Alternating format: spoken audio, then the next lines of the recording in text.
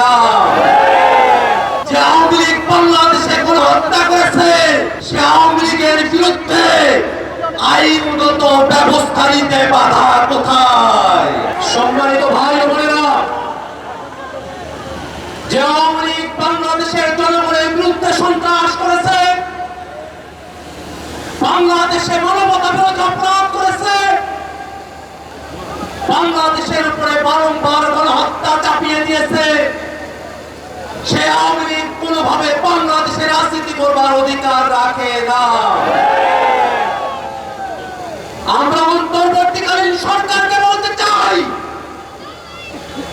অতীতের মতো সুশীল তত্ত্বাবধায়ক সরকার আপনারা না, আপনারা গণঅভ্যুত্থানের সরকার। গণঅভ্যুত্থানের ম্যান্ডেট নিয়ে যারা উপদেষ্টা হয়েছেন তাদের কাছে প্রশ্ন, যে আওয়ামী লীগ বাংলাদেশে কোন হত্যা করেছে সে আওয়ামী লীগের বিরুদ্ধে আইনগত ব্যবস্থা নিতে বাধা কোথায়? আজকে সাধারণ জনগণের উপরে চাপিয়ে দেওয়া হয়। আমরা স্পষ্ট করে বলতে চাই, ওই 5ই আগস্ট বাংলাদেশের জনগণ সিদ্ধান্ত নিয়েছে আওয়ামী লীগ নামে, নৌকা মার্কার নামে, মুজিববাদী আদর্শের নামে বাংলাদেশে কোন রাজনীতি চলতে পারে না। বন্ধুগণ আমার, এখনো পর্যন্ত আওয়ামী লীগের নিবন্ধন আছে।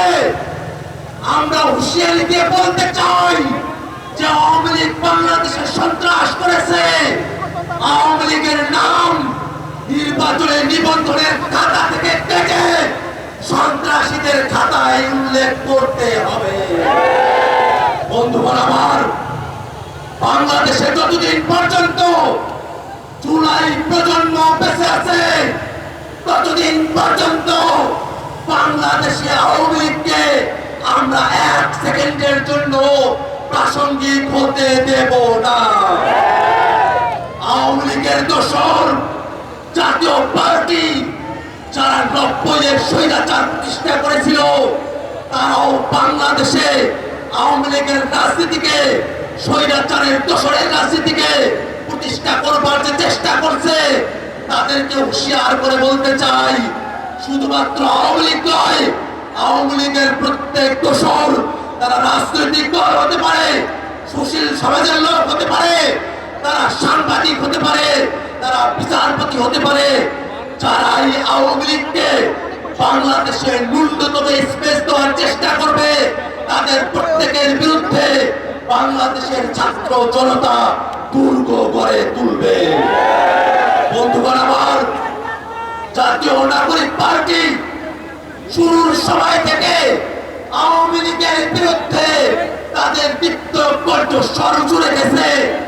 দীর্ঘ সময় ধরে বাংলাদেশে যারা ফ্যাসিবাদ বিরোধী রাজনীতি করেছেন, ফ্যাসিবাদের চাটাপায় পিষ্ট হয়েছেন, ফ্যাসিবাদের বিরুদ্ধে যাদেরকে নিয়ে জুলাইতে আমাদের ঐক্য হয়েছিল, আমরা আমাদের প্রত্যেক শরীরকে জানাতে চাই, আওয়ামী লীগের বিরুদ্ধে, আওয়ামী লীগকে নিষিদ্ধের প্রশ্নে এই দায় শুধুমাত্র জাতীয় নাগরিক পার্টি এনসিপি নয়, এই দায় বিএনপির, এই দায় জামাতের, এই দায় ইসলামী আন্দোলনের, এই দায় গণ অধিকার গণসংহতি সহ বাংলাদেশে ফ্যাসিবাদ বিরোধী প্রত্যেকটা পক্ষের।